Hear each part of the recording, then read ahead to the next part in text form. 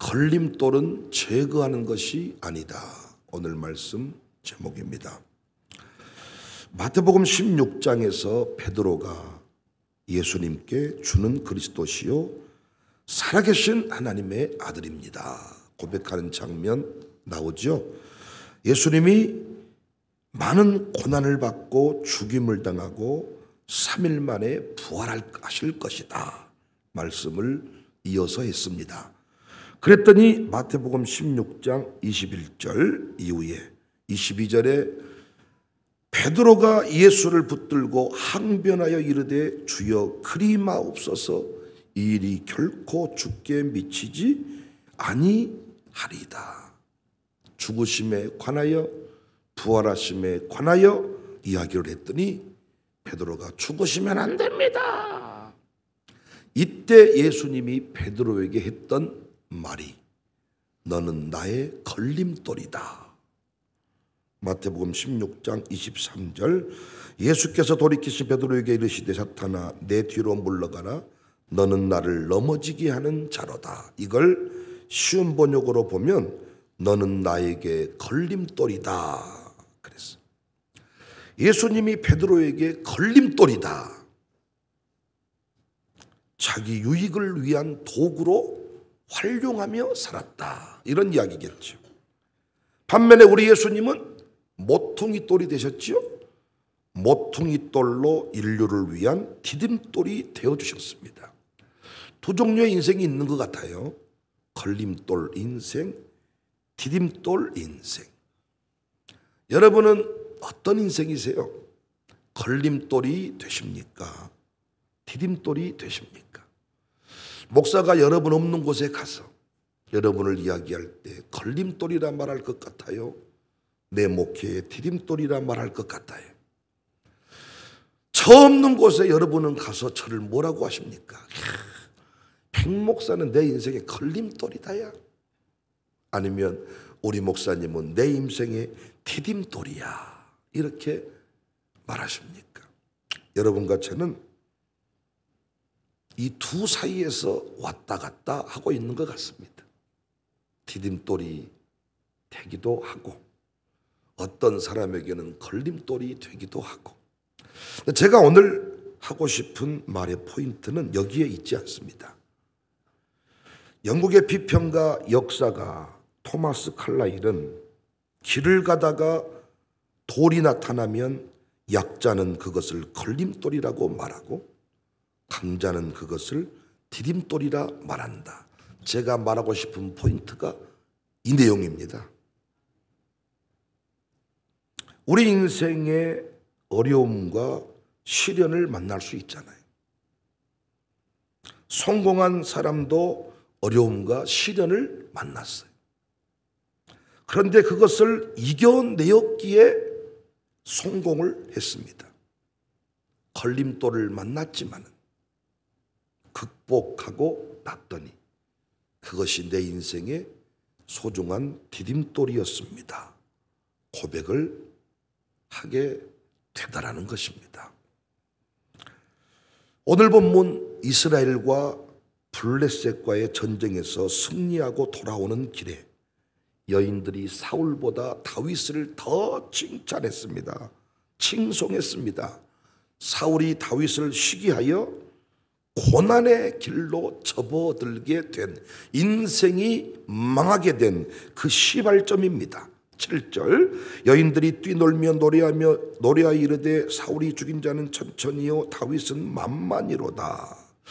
어떤 사람은 이 여인들이 너무 경솔했다 이렇게 말하지만 불필요한 말로 사울을 자극했다 이렇게 말하지만 아니, 당시의 민심이기도 했습니다.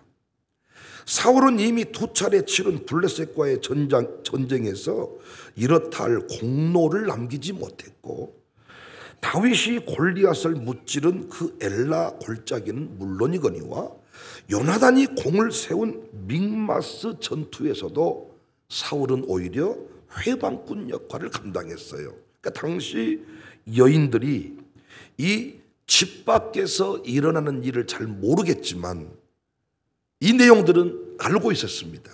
그러니까 얼마나 민심이 흉흉했다는 것을 알 수 있습니까? 민심이 그렇게 흘러갔습니다. 그러니까 우리가 어떤 사람들이 그 사람 문제야 이렇게 말할 때 네가 문제다 이렇게만 말해서는 안 된다는 거죠. 자꾸 어떤 사람들에 관해서 얘기가 나오기 시작하는 것은 문제가 시작됐다고 봐야 돼요. 그러니까 이 사람도 내 아들이 문제다, 저 사람도 내 아들이 문제다고 할 때 그 말을 단순히 네가 문제다 하고 넘어가서는 안 된다는 거죠.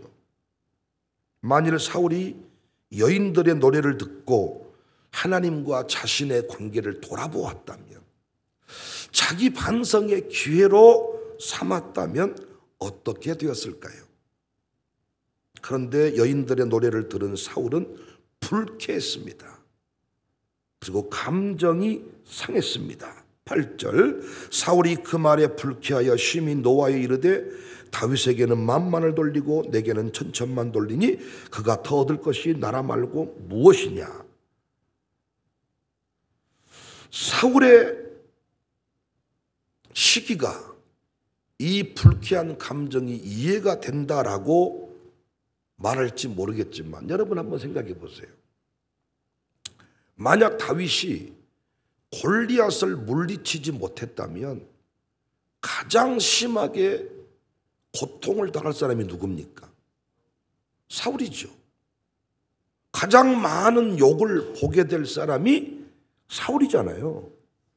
그런데 다윗이 골리앗을 제거해 줬잖아요. 어떤 의미에서 사울의 걸림돌이 누구예요?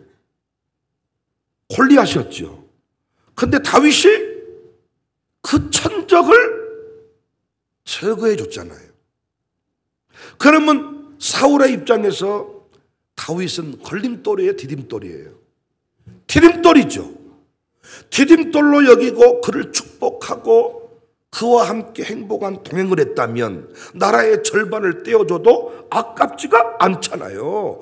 그런데 시기심이 발동하니까, 질투가 작동이 되니까 은혜에 갚아야 될 대상을 원수로 여기잖아요. 디딤돌이 졸지에 걸림돌 취급을 받습니다. 반면에 다윗은 달랐죠. 여러분, 다윗은 초기에 두 개의 큰 걸림돌을 만납니다. 다윗의 인생 가운데 첫 번째 걸림돌이 누구예요? 역시 블레셋이죠. 블레셋의 골리앗이죠. 그리고 걸림돌이 또 누굽니까? 사울이죠.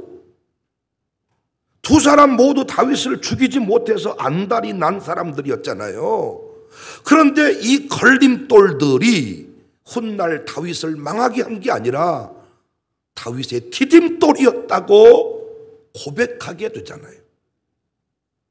무명의 다윗을 누가 유명하게 만들어준 거예요? 이 무명의 다윗을, 이 시골떡이 이 촌사람 다윗을 누가 유명하게 만들어줬냐고요? 골리앗이지요. 형님들 안부 물으러 왔다가 부모님 심부름하러 왔다가 졸지에 골리앗과 싸우게 되었고, 골리앗 때문에 다윗의 인생이 유명해졌습니다. 모든 병사가 벌벌 떨고 있었습니다. 사울도 팩트 폭격을 했습니다. 그런데 다윗은 그 걸림돌을 넘어섰습니다. 형님이 노를 바랬죠? 또 형님이 걸림돌이네요. 형님을 넘어섰습니다. 그랬더니 여인들이 노래합니다. 사울이 죽인 자는 천천히요, 다윗은 만만이로다. 졸지에 누구보다 유명해져 버렸어요. 왕보다 유명해져 버렸어요. 왕보다. 심지어 블레셋에까지 소문이 났습니다. 무명의 용사, 아무도 알아주지 않았던 인생인데, 아버지도 형들도 우습게 여겼는데, 제 아내가 다윗 시대 설교를 듣고 나서 왜 그 집은 그렇게 다윗을 미워했답니까? 나한테 물어봐. 몰라. 내가 그걸 어떻게 알아? 온 집안에 미움을 받았던 다윗. 그런데 그 미움을 넘어서니까, 그 걸림돌 방해꾼들을 넘어서니까, 형님 도와주는 것이 아니라 형님이 방해꾼이야. 내 길을 막아서 그런데 그 형님을 넘어서니까 형님이 보통 화를 낸 게 아니잖아요. 이 교만한 놈, 완악한 놈, 싸가지 없는 놈, 건방진 놈. 이때 멘탈을 지켰습니다. 감정으로 대응하지 않았습니다. 정말 토마스 칼라일의 말처럼 걸림돌을 넘어서니까 디딤돌이, 길을 가다가 돌을 만났는데 에이 걸림돌, 강자는 디딤돌이다. 우리는 누구를 만나든지 간에 그 사람을 미워하거나 경쟁 상대로 여기지 않아야 합니다. 무엇보다 내 마음에 들지 않는다고 그 사람을 제거하려 하면 안 됩니다. 제거하려면 하면 할수록 그 사람은 더욱 강해질 것이고 나만 약해져서 결국은 쓰러져 죽습니다. 우리 예수님도 말씀했습니다. 가라지를 제거하지 마라. 가라지는 추수 때에 해결하는 것이다. 사랑하는 여러분은 지금 누가 미워 죽겠습니까? 누구만 보면 막 감정이 불쾌해지고 핏대가 서고 갈기갈기 찢어 죽이고 싶습니까? 남편입니까? 누굽니까? 시어머니입니까? 시어머니가 안 죽어요? 누구냐고요? 담임 목사예요? 저예요? 너만 보면 찢어 죽이고 싶다. 누구예요? 찢어 죽여보세요. 찢어지는 거. 여러분이 시어머니를 미워하면 미워할수록 죽기를 위해 간절히 기도할수록 시어머니는 10년 더 삽니다.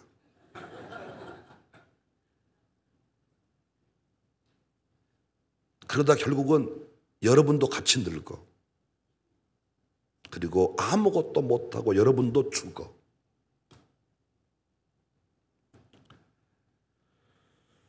누구를 만나든지 간에 우리는 그 사람을 미워하고 정죄하고 시기하고 질투해서는 안 된다는 거예요. 그런데 마귀는 그 마음을 우리에게 불러 넣어준다는 겁니다. 그래서 결국 내 인생이 망가진다는 겁니다. 성경은 시기하는 마음을 독이다 했고 땅 위의 것, 정욕의 것, 귀신의 것이라고 했고 시기가 있는 곳에 혼란과 모든 악한 일이 있다 이런 말을 했어요. 야고보 3장 14절에 그러나 너희 마음속에 독한 시기와 다툼이 있으면 자랑하지 말라. 진리를 거슬러 거짓말하지 말라. 이러한 지혜는 위로부터 내려온 것이 아니요 땅 위의 것이요 정욕의 것이요 귀신의 것이니 시기와 다툼이 있는 곳에는 혼란과 모든 악한 일이 있다.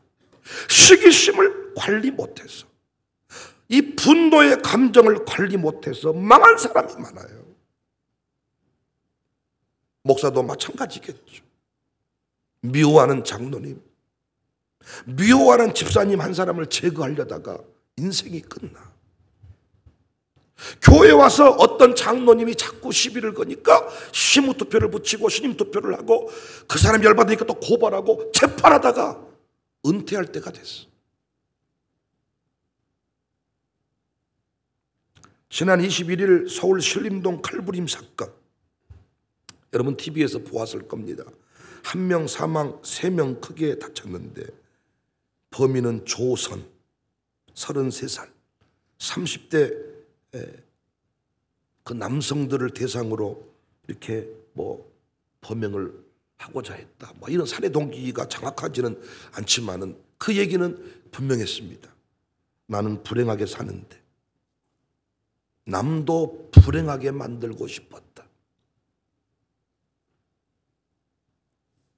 나는 너무 불행한데 다른 사람들은 너무 행복하게 살아서 그 인생에도 불행을 주고 싶었다. 시기와 질투로 자기 인생을 망가뜨린 거죠. 여하튼 다윗은 미움의 감정, 시기심, 분노의 감정을 극복했더니 위대한 왕이 되었습니다. 하지만 오늘 본문의 사울은 달랐습니다. 디딤돌인데 걸림돌이라 여기고 그 다윗을 제거하려고 했습니다. 그런데 여러분, 다윗이 제거가 됩니까? 여러분, 내가 미워하는 사람을 제거하려고 하지만 제거할 수가 없다니까요. 교회 안에서 담임 목사가 어떤 장로 한 사람을 제거해보세요. 제거가 되는가? 안 된다니까요. 장로님들이 목사를 미워해보세요. 죽는가? 안 죽는다니까요. 저를 빨리 죽게 하려면 미워하면 안 되고 아멘하고 축복을 해주셔야 돼. 그래 내가 빨리 죽어. 왜? 아멘하고 축복해주면 지가 잘한 줄 알고 죽기 살기로 설교를 하다가 죽어본다잖아요. 여러분, 싸움이 있는 교회 보시라고요. 목사만 죽으면 끝나는 싸움 아닙니까? 안 죽어 목사가. 장로님만 죽으면 되겠는데 안 죽어. 새벽에 빠지지 않고 죽지도 않고 또 나와. 좀 안 나오고 죽고 입원하면 좋겠는데. 그래서 피차간에 기도한다잖아요. 하나님, 목사님 차 엎어버리세요.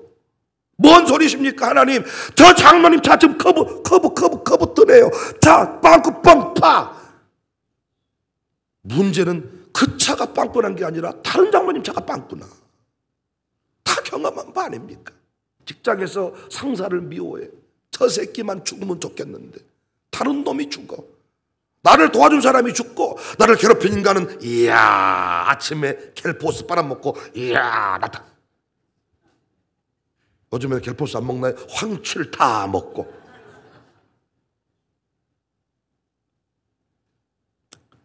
걸림돌이라 여겨지는 게 있습니까? 그를 사랑하십시오. 예, 제가 이거 쉬운 얘기면 설교하겠습니까? 걸림돌을 사랑할 수 있겠어요?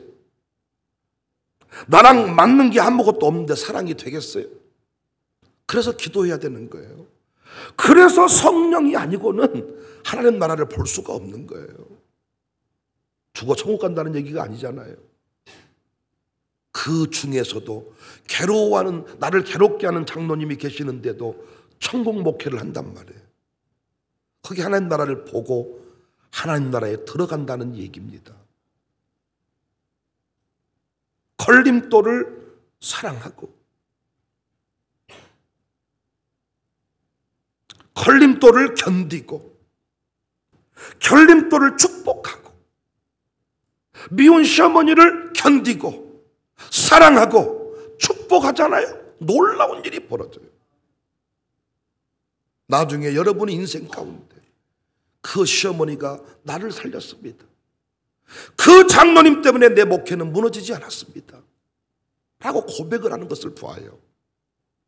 그분은 내 인생에 걸림돌 역할을 했는데 목사가 그 걸림돌을 견디고 품고 참아냈더니 하나님이 커지게 만들고 넓어지게 만들고 깊어지게 만들고. 상사도 마찬가지입니다. 나쁜 직원도 마찬가지입니다.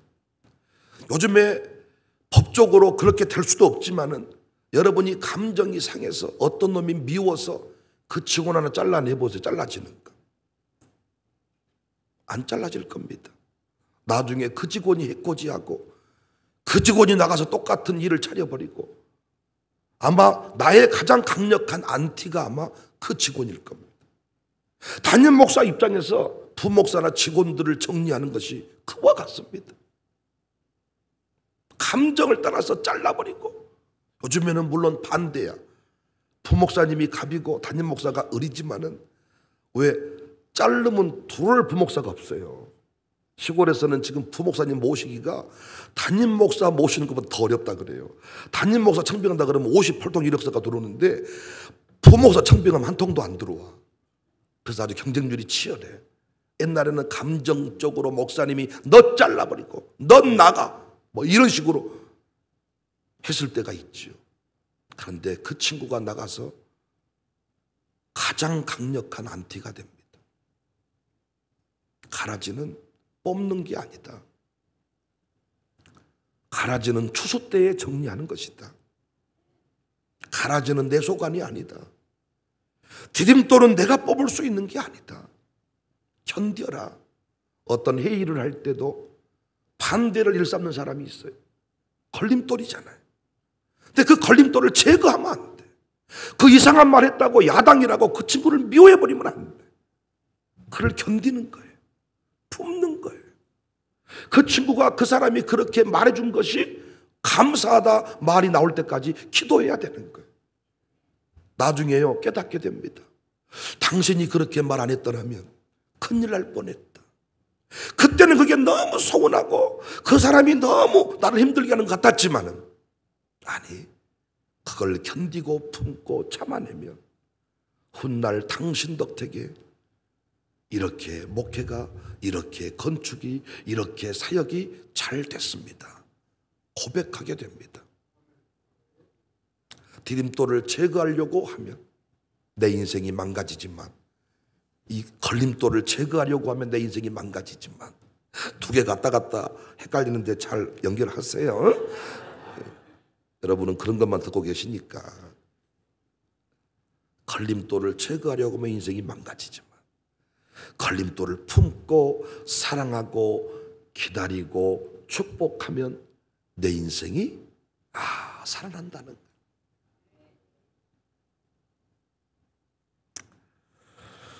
여자친구들끼리 질투를 많이 하는데 10대 때 어떤 여자를 가장 미워하느냐? 10대 여자들이, 10대 여성들이, 10대 친구들이 질투하는 내용입니다. 얼굴도 예쁘고 공부도 잘하는 년. 10대들끼리 연연을 죽여야 돼.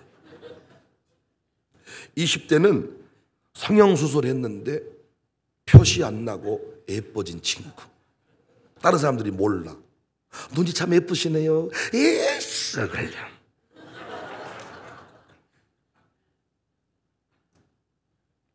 30대 공부도 못하고 모든 점이 자기보다 뒤처졌는데 시집가서 좋은 남편 만나 잘 나가는 친구. 썩을려. 40대 밤낮 놀러 다니고 골프 치러 다니는데 자식까지 좋은 대학 들어간 친구. 미친년. 충분히 공감이 되는 이야기더라고요. 이야! 날마다 골프 치고 날마다 노는데 자식들까지 좋은 대학 들어가. 내 새끼는 뭐다가 자빠져 있는가 몰라. 50대는 먹어도 살이 안 찌는 년. 여자이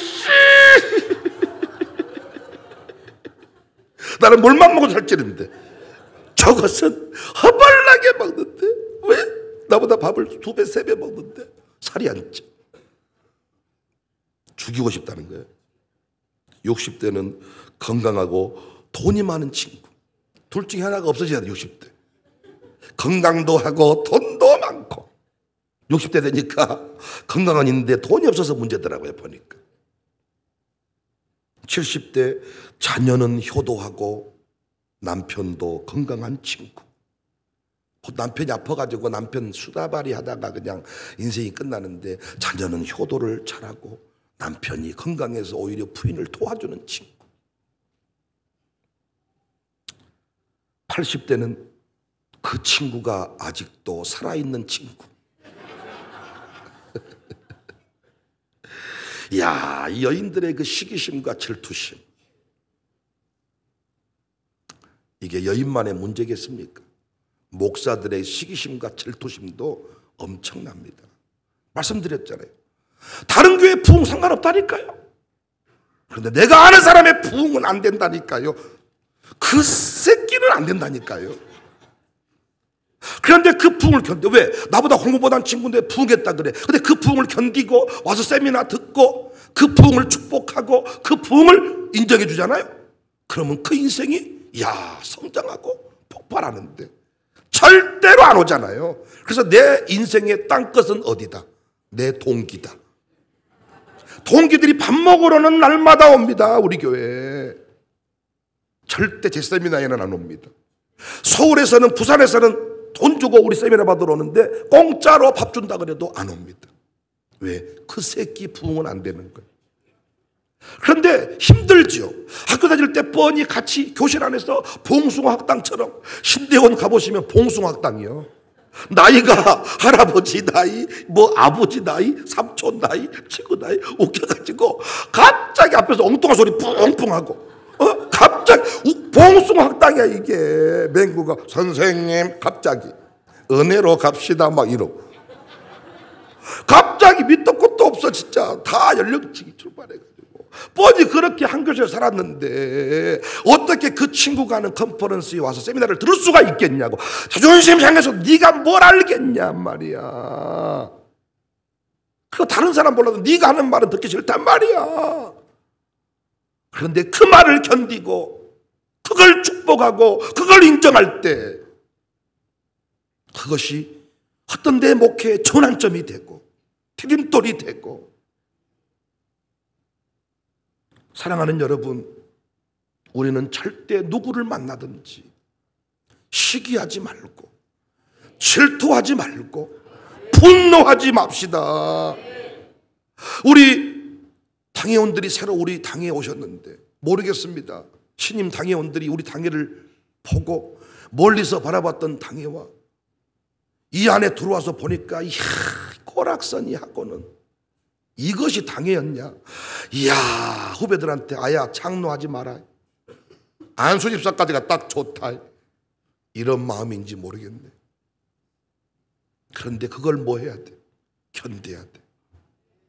분노하지 말고 욱하지 말고 견디고 참아내고 축복하고 그 자리에서 뭐가 돼요? 성장이 있어요. 나중에 그 목사님, 나는 그 장로님 보고요, 나는 이렇게 살기로 결단을 했습니다. 진짜 그분이 내가 이런 장로 되는데 결정적인 역할을 했습니다. 고백하게 돼요. 그런데 견디지 않고 장로 못해 먹겠다, 이렇게 장로하느니 차라리 나는 집사로 살겠습니다 하잖아요. 당신 수준은 평생 그 자리에 머물러 있는 거예요. 견뎌야 돼요. 분노하지 않아야 돼요. 축복해야 돼요. 감정을 다스려야 돼요. 가정교회도 마찬가지입니다. 가정교회 들어가셔서 분노하시면 안 돼. 시기하면 안 돼. 질투하면 안 돼. 양육사들이 정신 차리셔야 돼. 걸림돌을 제거하려고 하면 안 돼. 나에게 도와주는 사람만 있으면 좋겠지만, 아니, 하나님은 반드시 내가 느꼈을 때 걸림돌과 같은 사람들을 붙이시고 보내시고. 그분을 뭐 해야 돼? 목사님은 옮겨달라고 말하면 안 돼. 여러분이 옮겨달라고 말하는 순간 여러분의 인생은 실패해요. 교회 안에서 그 사람 안 만날까요? 만나지요. 그런데 목사가 옮겨줄 때까지 뭐 해야 돼? 견뎌야 돼. 축복해야 돼. 사랑해야 돼. 그럼 반드시 고백할 거예요. 목사님, 내가 이렇게 멋진 양육사가 된 것은 그때 그 성도님 때문이었습니다. 목사님이 그 사람 보내줄 때 너무 힘들고 어려웠는데 견뎠더니, 이겼더니, 사랑했더니, 축복했더니 내 안에 없는 무엇을 제가 보게 되었습니다. 저는 무엇인가를 지속해 본 적이 없다 그랬잖아요. 지속해 본 적이 없다. 자랑삼아 말하는 게 아닙니다. 저의 나약한 성품을 말씀드리는 겁니다. 그런데 우리 교회 와서 사랑해야 한다. 싸우면 안 된다. 14년 동안 제가 누구랑 안 싸웠습니다. 견디고 이기고 참고 축복하고 사랑했더니 이렇게 행복한 목회를 하는 목사가 되었습니다. 사랑하는 여러분, 혹시 제가 미우십니까? 저 죽기를 위해 기도해 본들 안 죽을 겁니다. 이제는 황철까지 돌아가지고 안 죽을 것 같네요. 제가 너무 믿고 찢어 죽이고 싶어도 축복해 보세요. 그리고 견디세요. 사랑하세요. 반드시 해병대 극기주를 지나고 해병대 그 수료식하고 자대로 돌아갈 때 악랄했던 그 교관에게 눈물을 흘리면서, 그 교관도 마지막으로 눈물을 흘리면서 꼭 자대 가서 멋진 해병대원이 돼가라. 그때는 그 교관을 죽이고 싶고 그 교관이 사라지면 내 인생이 행복일 것 같았지만은 견디고 이겼더니 그 교관이 너무나도 내가 이렇게 멋진 군인이 되는 데는 당신이 없었으면 안 됐습니다. 고백하는 것을 제가 봤습니다. 사랑하는 여러분, 내 마음에 쏙 맞는 사람이 어디 있답니까? 그러나 믿음이 좋아지면, 믿음이 강력해지면, 성령 충만해지면 내가 만나는 모든 돌은 아멘할 준비하세요. 디딤돌이라 말하게 될 것입니다.